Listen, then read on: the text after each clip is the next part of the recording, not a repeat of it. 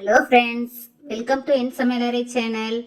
இன்னைக்கு நம்ம என்ன ரெசிபி பார்க்க போகிறோன்னா, சீரக சம்பா அரிசியை யூஸ் பண்ணி ஒரு சூப்பரான சிக்கன் பிரியாணி தான் எப்படி செய்யறதுன்னு பார்க்க போகிறோம்.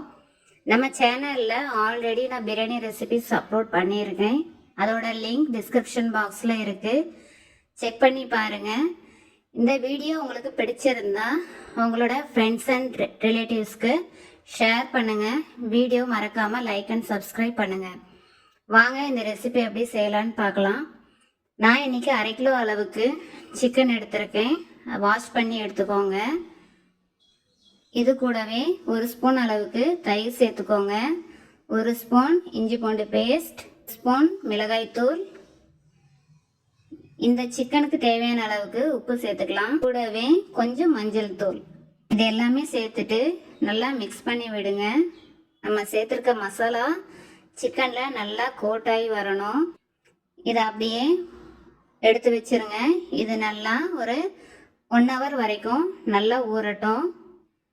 இது ஒரு வாரம் இருக்கட்டும். இப்போ ஒரு குக்கர் எடுத்து அதில் தேவையான அளவுக்கு எண்ணெய் சேர்த்துக்கோங்க. 1 ஸ்பூன் நெய் ஆட் பண்ணிக்கோங்க. எண்ணெய் சூடானதும் 1 துண்டு பட்டை, 4 கிராம்பு, 3 ஏலக்காய்,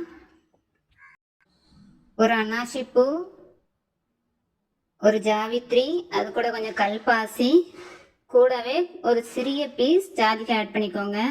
இன்னைக்கு நான் 2 மீடியம் சைஸ் வெங்காயத்தை எடுத்து நீளவாக்கில் கட் பண்ணி ஆட் பண்ணியிருக்கேன். வெங்காயம் சேர்த்து நல்லா வதக்கி விடுங்க. இது கூடவே ஒரு பிரியாணி இலையை ஆட் பண்ணிக்கோங்க. வெங்காயம் நல்லா சீக்கிரம் வதங்கி வர்றதுக்காக நான் கொஞ்சம் உப்பு சேர்த்துருக்கேன். வெங்காயம் இந்த அளவுக்கு வந்ததும் இது கூட 2 மீடியம் சைஸ் தக்காளியை எடுத்து நீளவாக்கில் கட் பண்ணி ஆட் பண்ணியிருக்கேன். நல்லா வதக்கி விடுங்க. வெங்காயமும் தக்காளியும் நல்லா வதங்கி வரட்டும்.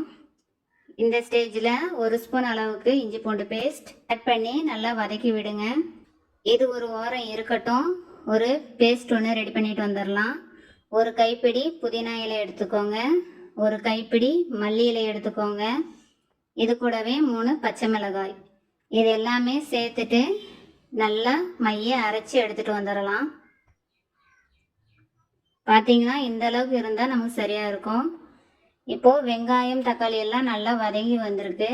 இந்த ஸ்டேஜில் நம்ம அரைச்சி வச்சுருக்கோம் இல்லையா, அந்த பேஸ்ட்டை இதில் ஆட் பண்ணிக்கலாம். மிக்ஸ் பண்ணி விடுங்க. அந்த மல்லித்தலை, புதினா தலை, பச்சை வாசனை எல்லாமே போகணும். இப்போ இது கூடவே ஒரு 1/2 ஸ்பூன் அளவுக்கு மிளகாய்த்தூள், 1/2 ஸ்பூன் அளவுக்கு கரம் மசாலா, இது 2ஐயும் சேர்த்துட்டு நல்லா வதக்கி விடுங்க. நம்ம ஏற்கனவே சிக்கன் ஊற வைக்கும் போதும் மிளகாய்த்தூள் ஆட் பண்ணியிருக்கோம். அதுக்கப்புறம் மசாலா அரைக்கும் போதும் பச்சை மிளகாய் ஆட் பண்ணியிருக்கோம். ஸோ உங்கள் காரத்துக்கு ஏற்ற மாதிரி சேர்த்துக்கோங்க. இப்போ எண்ணெய் பிரிஞ்சு வந்ததும் இது கூட 3 ஸ்பூன் அளவுக்கு தயிர் சேர்த்துக்கோங்க. தயிர் சேர்த்து நல்லா வதக்கி விடுங்க. இப்போ பார்த்தீங்கன்னா தெரியும் நமக்கு இந்த ஸ்டேஜ் நல்லா எண்ணெய் பிரிஞ்சு வந்திருக்கு. இப்போ நம்ம ஊற வச்சிருக்க அந்த சிக்கனை சேர்த்துக்கலாம். சிக்கனை சேர்த்துட்டு நல்லா வதக்கி விடுங்க. உடனே தண்ணி சேர்க்க வேண்டாம். சிக்கன் அந்த எண்ணெயிலே நல்லா வதங்கி வரட்டும். இப்போ பார்த்தீங்கன்னா உங்களுக்கு தெரியும் சிக்கன் நல்லா தண்ணி விட்டு அதுலேயே வெந்து வந்திருக்கு. இப்போ நம்ம தண்ணி சேர்த்துக்கலாம். நான் இன்னைக்கு 3 டம்ளர் அளவுக்கு தண்ணி ஆட் பண்ணியிருக்கேன். நான் இன்னைக்கு 2 டம்ளர் அரிசி எடுத்திருக்கேன். அதுக்கு 1க்கு 1 அப்படிங்கிற ரேஷியோவில் 3 டம்ளர் அளவுக்கு தண்ணி ஆட் பண்ணியிருக்கேன். இப்போ பார்த்தீங்கன்னா கொதிச்சு வருது. இதில் ஒரு 1/2 லெமனை நல்லா பிழிஞ்சு விட்டுக்கோங்க. இப்போ நான் ஆல்ரெடி 2 டம்ளர் அரிசி, சீரக சம்பா அரிசி எடுத்து கழுவி 20 நிமிஷம் நான் ஊற வச்சு வச்சுருந்தேன். அந்த அரிசி தான் இப்போ ஆட் பண்ணியிருக்கேன். அரிசி சேர்த்து நல்லா மிக்ஸ் பண்ணி விடுங்க. உங்களுக்கு பிரியாணி எந்த அரிசியில் செய்தால் பிடிக்கும் அப்படின்ட்டு என்னோட கமெண்ட்டில் சொல்லுங்கள். எனக்கு சீரக சம்பா அரிசியில் செஞ்சால் ரொம்ப பிடிக்கும். இது கூடவே கொஞ்சம் உப்பு சேர்த்துக்கோ. அரிசி தண்ணி எல்லாத்தையும் உறிஞ்சிட்டு நல்லா ஒரு 50% நல்லா வெந்து வந்திருக்கு. இந்த ஸ்டேஜில் குக்கரில் மூடி போட்டு மேலே விசில் வச்சுட்டு அடுப்பை ஃபுல்லாக சிம்மில் வச்சுருங்க. ஒரு 20 நிமிஷம் அப்படியே இருக்கட்டும். 20 நிமிஷம் கழித்து அடுப்பை ஆஃப் பண்ணிடுங்க. உடனே குக்கரை ஓப்பன் பண்ணாதீங்க. எக்ஸ்ட்ராவாக ஒரு 20 மினிட்ஸ் கழிச்சிட்டு இப்போ நம்ம குக்கரை ஓப்பன் பண்ணலாம். நமக்கு சூப்பரான சிக்கன் பிரியாணி ரெடி ஆயிடுச்சு. சாதம் பாருங்கள் எவ்வளோ உதிரியாக இருக்குன்ட்டு நீங்களே பாருங்கள். நம்ம அடுப்பை ஆஃப் பண்ண உடனே குக்கரை ஓப்பன் பண்ணிங்கன்னா உங்களுக்கு சாதம் ஒன்றோட ஒன்றா ஒட்டிகிட்டு இருக்கும்.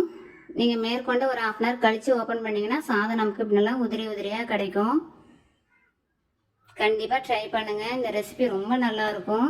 இந்த ரெசிபியை கண்டிப்பாக உங்கள் வீட்டில் செஞ்சு பாருங்கள். ஃபேமிலியோட என்ஜாய் பண்ணுங்கள். உங்களை நெக்ஸ்ட் வீடியோவில் மீட் பண்ணுறேன். தேங்க்ஸ் ஃபார் வாட்சிங். பாய்.